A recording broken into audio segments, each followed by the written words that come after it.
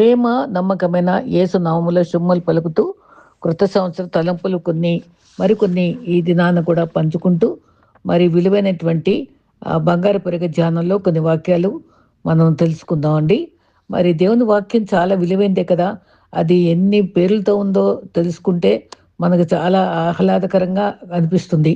దేవుని వాక్యం అగ్ని వంటిది, హిమము, బంగారము, తేనె, ఆహారము, విత్తనము, దీపము, వెలుగు, ఖడ్గము, నీరు, ఆత్మ ఖడ్గము, అద్దము, పాలు, సుత్తి, ఇంకా ఎన్నో రకాలుగా మనం పిలుచుకోవచ్చు. అయితే దేవుని వాగ్దానాలు మనకి ఎన్నో ఉన్నాయి.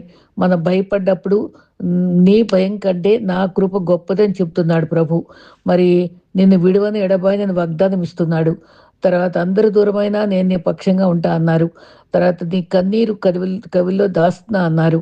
బలహీనతల్లో నా నా శక్తి ఉంటుందన్నారు. ఆశ్రయము నన్ను ఆశ్రయిస్తే మీరు ఓడిపోరన్నారు. శారీరకంగా మానసిక గాయాలు స్వస్థపరుస్తా అన్నారు. నా శాంతిని మీకు ఇస్తానన్నారు. ఇన్ని చక్కని అభివలు ఇచ్చారు చూడండి. మరి యెషయా మనకి 60 అధ్యాయంలో కూడా మనకి ఎంతో చక్కటి ఆశీర్వాదాలు ఉన్నాయి మనకి. ఆ ఆశీర్వాదాలన్నీ మనం గమనించుకుంటే మరి ఏముంటాయంటే 62లో నీతి సూర్యుడు నీపై ఉదయిస్తాడు అన్నప్పుడు ఆ నీతి సూర్యుడు మన కష్టాలపై ఉదయిస్తాడు, సమస్యలపై, ఆరోగ్యంపై, అభివృద్ధిపై, ఆధ్యాత్మిక జీవితంపై కూడా నీతి సూర్యుడు ఉదయిస్తాడు. మనకు ఆధ్యాత్మిక ఆరోగ్యం ఇస్తారు. ఏ స్థితిలో ఉన్నా, ఏ పరిస్థితికైనా ప్రార్థనకు జవాబు క్రీస్తే. దైవ ధ్యానాన్ని ఒక పనిగా చేయాలి. ఆ ప్రతి పని ధ్యానంగా చేయాలి, ఒక పనిగా చేయకూడదు. ఆ పనినే ధ్యానంగా చేస్తే దానిలో దైవత్వం కనిపిస్తుంది. మరి ఈ రకంగా మరి భయపడక, దిగులు పడక, తగిన సమయంలో తప్పకుండా అన్నీ ఇస్తాడు దేవుడు అనే రెక్కలు లేని వ్యక్తులుగా, దూతలుగా, మనకి సహాయపడే వాళ్ళుగా, సమయోచితంగా సహాయం అందించే దేవుడు మనకున్నాడు. నిశ్శబ్దంలో బలం, ఓపికలో విజయం, నిరాడంబరంలో విలువ, నిజాయితీలో గౌరవము, స్థిరతలో నిబ్రం దేవుడే ఇస్తాడు కదా. ప్రార్థన ఊపిరి వంటిదే. ప్రార్థనలో ఉండవలసిందే మెళుకువ, పట్టుదల, విజ్ఞాపన, నిలకడ, ఏక మనసు, కృతజ్ఞత. మరి విశ్వాసం ఉండవలసింది మంచి మనస్సు, దృఢ మనస్సు, ఏక మనస్సు, మెత్తని మనసు, నమ్మకమైన మనసు, వివేకం గల మనసు, వివేచన గల మనసు, యథార్థమైనది, దైవ చిత్తానుసారమైన మనస్సు మనకు ఉండాలి. అయితే మరి పుట్టుట గొప్ప కాదు, బ్రతుకుట గొప్ప. మంచిగా బ్రతుకుట గొప్ప కాదు, కానీ మంచిని పంచే స్థితిలో బ్రతకటం గొప్ప. మనకు మనమే గొప్ప చెప్పుకోకూడదు, మన గురించి నలుగురు గొప్పగా చెప్పుకోవాలి.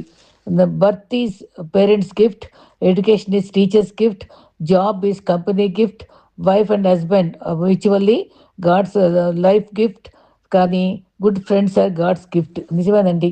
మనకి కుటుంబం శాంతితో జీవించడం, తల్లిదండ్రులు ఆప్యాయంగా చూసుకోవడం, భార్యాభర్తలు అన్యోన్యంగా ఉండటం, చెప్పిన మాట వినే సంతానంగా ఉండటం, అవసరానికి తగ్గ ధనంతో రుణాలు లేకుండా ఉండటం, సంతుష్టి సహితమైన దైవభక్తితో ఆరోగ్యం కాపాడుకుంటూ, 10 మందిలో గౌరవం కాపాడుకుంటూ, ఇతరుల మంచిని కోరుతూ, లేని వారికి సహాయపడుతూ, మన కోసం కన్నీరు కార్చే స్నేహితులు ఉంచుకోవడం, ఇదే కదండి నిజమైన ఆశ్చర్యము.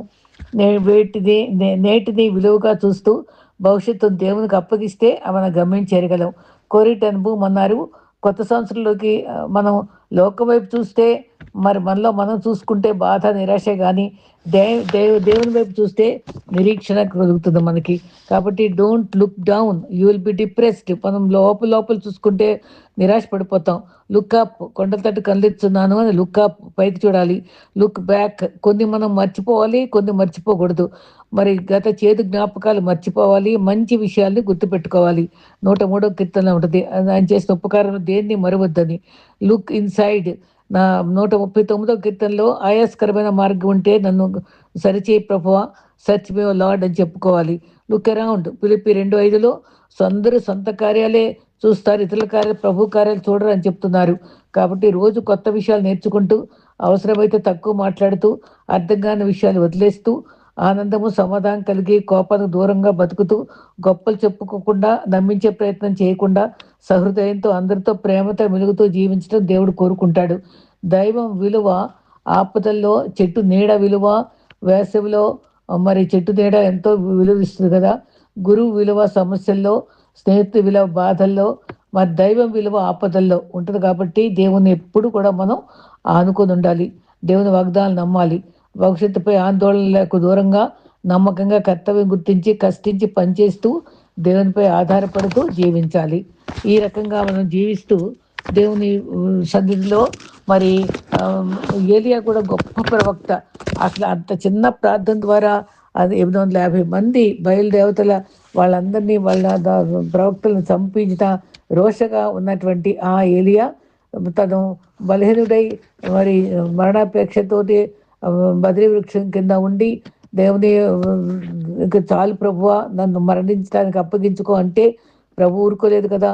కాకులతో దేవదూతలతో ఆయన ఎంతో చక్కని అనుభవాలతోటి ఆయన మరి చాలా ఆదుకుని మనని ఏలియాని బలపరిచి రాజులను అభిషేకించడానికి మళ్ళా పనిచ్చాడండి.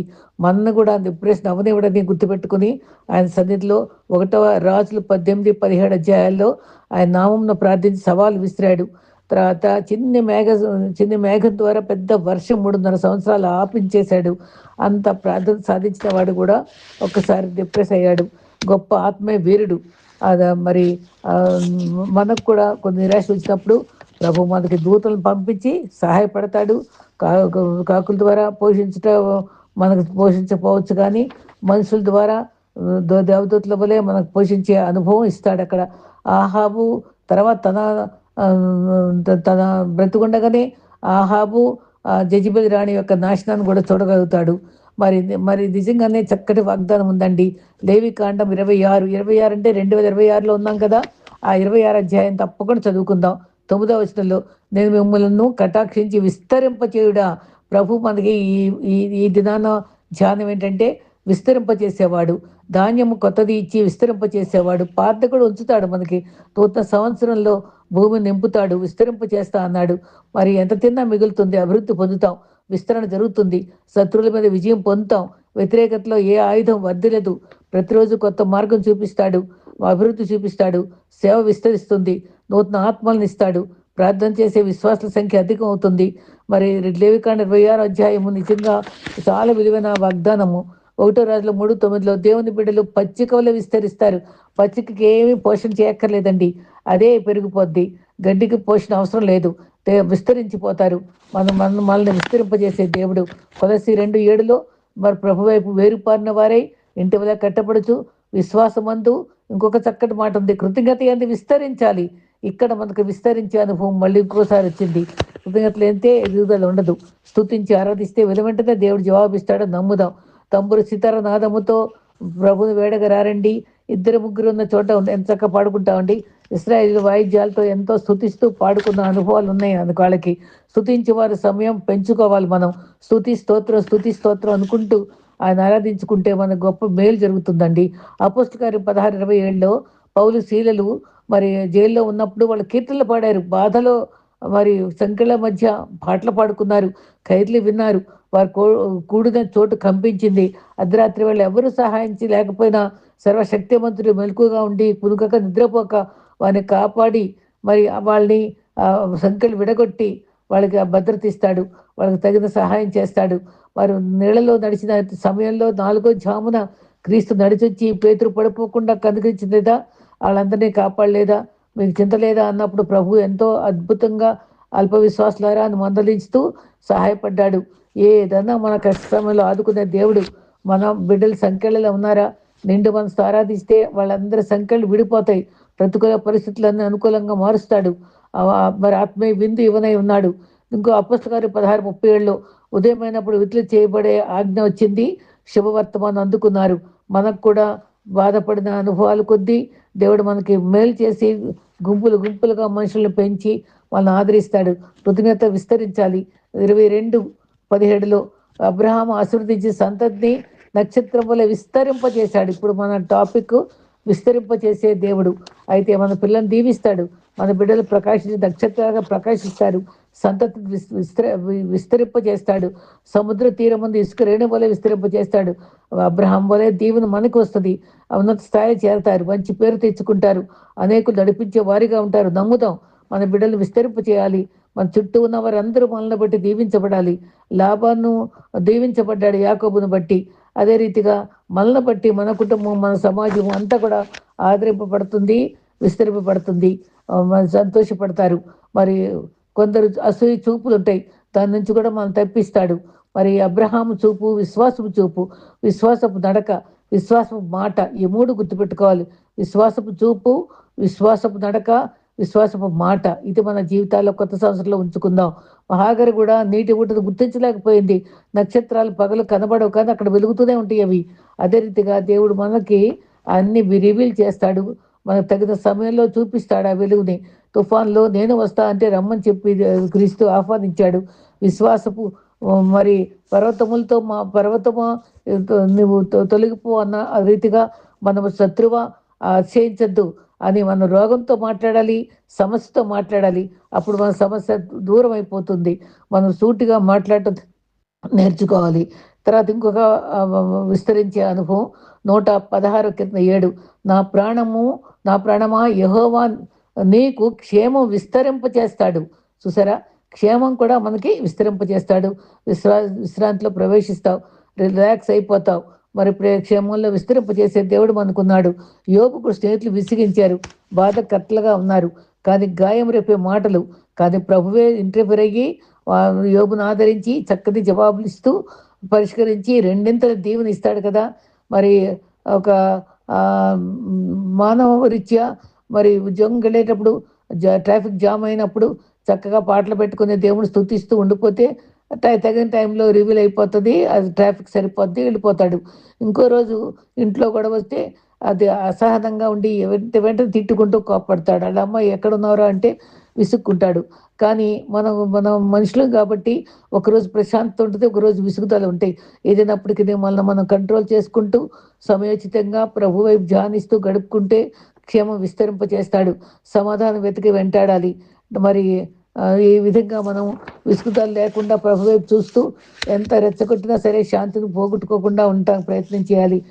మరి ఎఫ్ఎస్సి 9:2లో కాలం సంపూర్ణమైనప్పుడు తన చిత్తం చొప్పున సంపూర్ణమైన జ్ఞాన వివేచన కలిగినట్లు కృపను విస్తరింపచేస్తాడు. ఇక్కడ ఏంటంటే అక్కడ క్షేమము, ఇక్కడ కృపను విస్తరింపచేస్తాడు.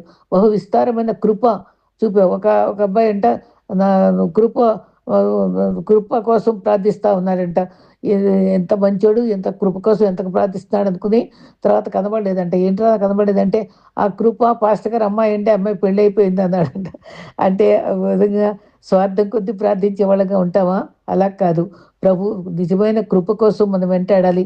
ఆయన విజ్డమ్ కోసం చూడాలి. విజ్డమ్ అనేది పరలోకంగా ప్రభు ఇచ్చేదే మనకి. అందుకనే దావీదుకి మరి సామెతలు జ్ఞానం ఎవరిచ్చారు? తండ్రి నేర్పించిందే కదా. జ్ఞానము బుద్ధి సంపాదించుకొని దావీదే నేర్పించాడు, వివేకం నేర్పించాడు. అందుకనే చక్కగా అడుక్కున్నాడు సమూయేలు సొలొమోను. ఏంటంటే ఇంతమంది పరిపాలించడానికి నీవు నాకు జ్ఞాన వివేకాలు కావాలంటే దాంతోపాటు గౌరవము, ప్రగతి, మరి ఆశ్చర్యం కూడా ఇస్తాడు కదా. కాబట్టి మన జీవితాల్లో మరి లేవికాండం 26లో ఉండే వాగ్దానాలు, ఇప్పుడు చెప్పేటువంటి వాగ్దానాలన్నీ మనం జ్ఞాపకం ఉంచుకొని విస్తరించే దేవుడని, మనల్ని కాపాడుకునే దేవుడని మనం ప్రభుని ఎప్పుడు కూడా ఆరాధించే వాళ్ళగా ఉంటాం. రెండవ భాగంగా నేను ఒక భక్తుని, కాల్గేట్ భక్తుడు ఏ విధంగా మరి అబ్రాహాం వలె దీవించబడ్డాడో అది నేను చెప్పాలని కోరుకుంటున్నా. అది నేను ఇప్పుడు రెండో భాగంగా మీకు చెప్తాను. చాలా మందికి కాల్గేట్ వాస్తవ గాథ అందరికీ తెలియదు. నేను సేకరించినటువంటి ఈయన భక్తుని జీవితంలో ఇది నేను చెప్పాలని కోరుకుంటూ, మరి విలియం కాల్గేట్ వాస్తవ గాథ. మరి వాక్యము సామెతలు 3:9 నీ రాబడి అంతట్లో ప్రథమ ఫలమును నీ ఆస్తిలో భాగమును ఇచ్చి యెహోవాను గనపరచుము. అప్పుడు నీ కొట్ల ధాన్యము సమృద్ధి అగును. నీ గానుగల్లో నుండి క్రొత్త ద్రాక్షారసము పైకి పొరలిపారును. కొత్త సంవత్సరంలో మనకు అటువంటి సమృద్ధి కావాలని కోరుకుంటూ ఇది నేను జ్ఞాపకం చేసుకుంటున్నాను. చాలా కాలం క్రితం విలియం అనే 16 ఏళ్ల బాలుడు జీవనోపాధి కొరకు ఇల్లు విడిచి బయట ప్రపంచంలో కాలుపెట్టాడు. కారణం ఏంటంటే మరి తండ్రి అతి పేదరిక పరిస్థితి. తన ఊరు దాటాలంటే మధ్యలో ఒక నది ఉందట. ఆ నది పైన ఒక పడవవాడు ప్రజలను అటు ఇటు దాటిస్తూ జీవనోపాధి సంపాదించుకుంటున్నాడు.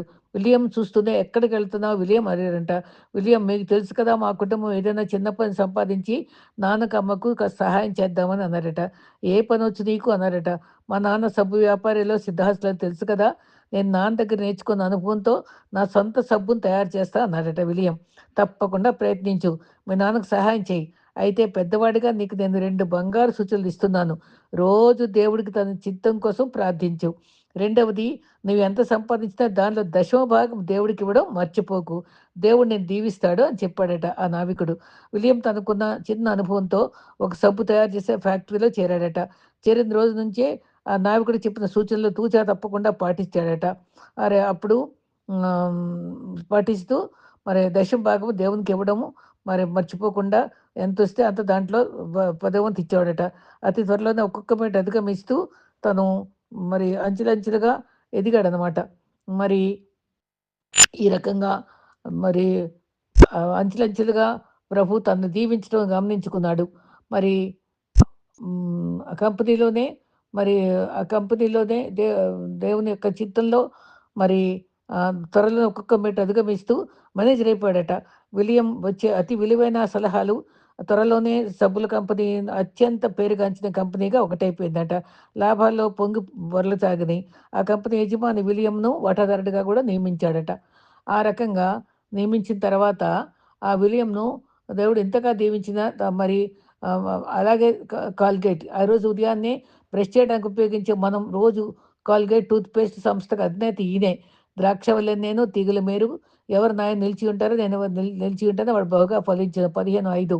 మరి జీవితం అంటే ఏంటంటే కష్టాలు ప్లస్ కన్నీళ్ళు మైనస్ సుఖాలు, సంతోషాలు. నిజమే గదా! అయితే ప్రతిరోజు ప్రపంచవ్యాప్తంగా 25 వేల మంది ఆత్మహత్యకు పాల్పడుతున్నారు. 2,000 మంది బతుకుతున్నారు. బహుశా 2,003 మంది మరణిస్తున్నారు. కృపతో క్రీస్తు ఇచ్చిన జీవితంపై అవగాహన లేమి కారణంగా అలా జరుగుతుంది. నిరుత్సాహము, ఓటమి, అప్పుల బాధ, అభద్రత, అభావము, విసుగు, కోపము, దిగులు, ఒంటరితనము మనిషిని నిర్వీర్యం చేసేస్తున్నాయి గదా! అష్టకష్టాలు అవన్నీ భయపడిపోయి ఆత్మహత్యకు వేరే మార్గం లేదని నిర్ణయానికొచ్చేస్తున్నారు. ప్రతి మనిషి ఆత్మహత్య గురించి ఆలోచిస్తూనే ఉన్నారు. ఈ రకంగా ఉండే పరిస్థితుల్లో భూమి యొక్క అగాధ స్థలములో విచిత్రము నిర్మించబడిన నాడు నాకు కలిగిన ఎముకల్లో నీకు మరుగే లేదు. పిండంనై ఉండగా నీ కన్నులు చూచాయి. నియమించే నా దినములు రాకమునుపే నా దినములన్నీ గ్రంథం లిఖితమాయని ఆలోచించేవాడట. వద్దు ఆలోచనలు మీ మనసులో తుడిచివేయండి. ప్రార్థన ద్వారా దేవుని శరణు కోరండి. ప్రతి మనిషి వితర్క పరిస్థితులు సర్వసాధారణంగా ఒక పని మీద పంపబడ్డాం. నీ నుంచి దేవుడు ఏదో ఆశిస్తున్నాడు. లేక నేను సృజించిన సృష్టికర్తకి ఏదో పనుంది కాబట్టే ఈ లోకంలో నీకు ఒక స్థానాన్ని దేవుడు కల్పించాడు. ఎంతో కృపతో ఇవ్వబడినటువంటి ఆ స్థానాన్ని చేతులారా నాశనం చేసుకోవద్దు. మరియు అక్కరలన్నీ కూడా ఆయనకు తెలుసు. ఆయన నిన్ను వదిలిపెట్టడు. ఆయన నీ చిత్తాన్ని మ నీ చిత్తం జరిగించమని ప్రార్థించుకుందాం. లోకయాత్రను నువ్వు ఎప్పుడు ముగించాలో నిర్ణయించింది దేవుడు. కాబట్టి ఆయన చిత్తంలో మనం ఉందాం. తర్వాత బైబిల్‌లో కష్టాల గురించి ఏమని చెప్తే 1 పేతురు 5:7, 1 పేతురు 1:7, యెషయా 25:4, 8, రోమా 8, 31 ఇవన్నీ నెహెమ్యా 4:14 ఈ మచ్చుకు మాత్రమే. ఇలా రాసుకుంటూ పోతే మరి శ్రమల్లో ఏ విధంగా ఆదరణ పొందాలో మనకు తెలుస్తుంది. మరి ఏమిటి మీ సమస్య చదువా? చదువుకునే రోజుల్లో మనమందరం పెద్దవాళ్ళని చూసి వాళ్ళలాగా అయిపోతే ఎంత బావుండని రాత్రులు నిద్ర మానేసి చదవక్కర్లేదు కదా! అనుకుంటాం. కానీ ఈ సమస్యను మరింత ఎత్తు నుంచి పరిశీలిద్దాం. ఆటలు, పాటలు మానేసి రాత్రింబగళ్ళు చదువుతున్న మీకు చదువు పూర్తి చేయవలసిన యువకులను చూస్తే ఈర్ష్యగా ఉంటుంది. వారు ఉద్యోగంలాగా అసంతృప్తితోనే ఉన్నారని, నిరుద్యోగులుగా ఉన్నారని మనం గమనిస్తూనే ఉంటాం. అయితే ఈ అన్ని సమస్యల్లో కూడా ప్రభు మీద ఆధారపడితే ఆయన మనల్ని ఏమాత్రం నిరాశ పెట్టడు. నిరంతరము మరి మనల్ని కాపు కాసే దేవుడు. సమస్య లేని వాళ్ళు ఎవరున్నారు? అందరూ సమస్యలతోటే ఉన్నారు. మనం దేవుని వైపు చూస్తూ మరి కాల్గేట్ ఏ విధంగా తన నాన్నకు సహాయపడాలని వెళ్ళి కష్టపడి మరి ఆ నావికుడు చెప్పినట్టుగా తను ఏ విధంగా మొదలుపెట్టాడో ఆ రకంగా మనం కూడా ఉన్న పరిస్థితుల్లోనే దేవుని దగ్గర నాకే ఎందుకు సమస్య వచ్చింది అనుకోకుండా ప్రభువా ఈ సమస్యను ఎలా ఛేదించాలి అని ప్రభువులో అడిగి ఆయన ఆయన చిత్తంలో మనము పొందినప్పుడు మరి తప్పకుండా విజేతలం అవుతాం. మరి నిజంగానే ఒక్కొక్క భక్తుని యొక్క జీవితం గమనిస్తే నమ్ముట నీ వలనైతే నమ్మువాని సమస్తం సాధ్యమే అనే ఆచరణ యోగ్యంగా సరైన దృక్పథంతో, సరైన ఆలోచనలతో మనం ముందుకు సాగటం చాలా అవసరం. ఈ రకంగా కాల్గేట్ ప్రగతిని మనం ఆలోచిస్తూ నిరాశాపూరిత జీవితం నుంచి ఆశావాదంగా కొత్త సంవత్సరంలో కొత్త ఆలోచనలతో, కొత్త దృక్పథంతో, క్రొత్త మనస్సుతో ముందుకు సాగిపోదాం. అటు కృప ప్రభు మనకు అనుగ్రహించుగాక. ఆమేన్.